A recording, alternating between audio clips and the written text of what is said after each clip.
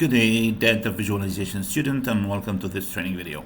I've done one video before that visualized data using Excel. Now, as I promised, I am going to do one for Google Sheets. Now, for Google Sheets, I'm already logged in. I am on the drive, and I made a folder called data visualization just because I want to upload the file here so I can start the process. Now, my file is the one that you have seen before. The same file, I'm not changing. It's called sample data. So here's my Google Drive folder called data visualization. I'm just going to drag this file from here to there. You can drag it, upload it, copy paste it, whichever way you like to do it. Give it a second or two, and the file will be uploaded to this folder. Now, if I'm in Excel, if I'm on Google Drive and I have an XLSX file, so a spreadsheet file, if I double click it, it will automatically open up in Google Sheets. Remember, this is online, so saving is happening automatically. I don't actually have to click save. So the file looks exactly the same. I have 17 or 18, we said, rows up to Q, and if I go down, I have 9,994 rows. We want to analyze this data similar to what we've done in Excel by using a pivot table. So the pivot table here is under Insert, Pivot Table. Once I do that, a similar idea. It tells me new sheet or existing sheet. You've seen this before. I click Create, and the pivot table is created.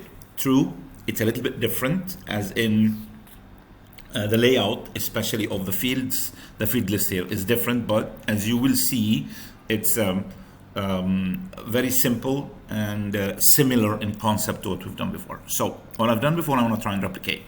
Under the rows here, the rows appears. I click on Add, and then I choose any field that I want. In this case, let's say we want segment.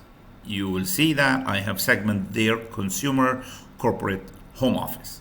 Now, if I just want to keep it to segment and I want to add a value, and if I'm scrolling up and down, I go down to values, click on add, and then let's say I choose profit, and right away I got the sum of profits. Now, why did I get the sum? Again, it's predicting, it's assuming you want the sum. If you don't want anything other than the sum, like average or any other function, you have max, you have min, you have average, you can do any one you want. It's totally up to you.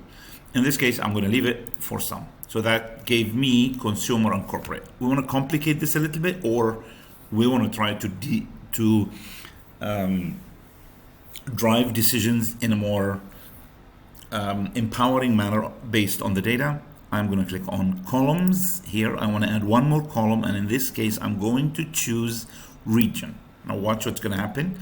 It split it up for consumer, corporate, home office across all 4 regions that are there in the data. Again, this is something that you've seen there.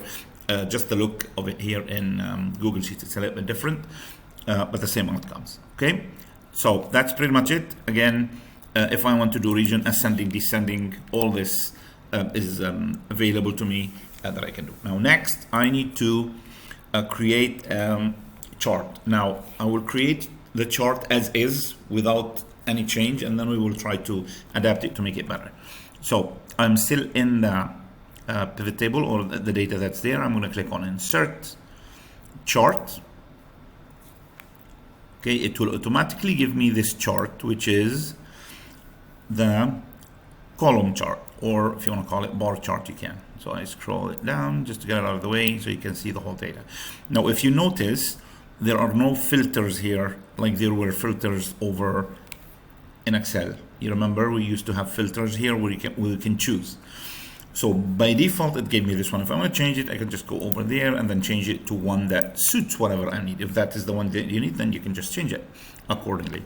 Is that all right? So the types of chart, there might be some that are more or less than whatever is there in Excel. I tell you, this is online. So when Google updates its Google Sheets, the update takes place or is available to all the users of Google. That's why this might be a more empowering one than Excel. Excel, if there's a new sheet, if there's a new chart introduced, it will have to be updated for it to be actually displayed. Okay, so anyone you want, we're gonna stick to the original one, and then I'm gonna try to add some filters manually.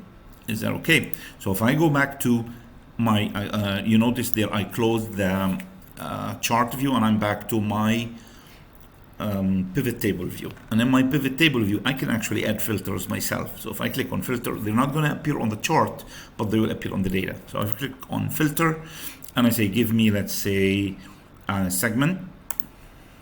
Now I can choose from segment the one that I want. Let's say I only want corporate. It will look like this. Now, the other thing I was saying about how the Excel is different from here.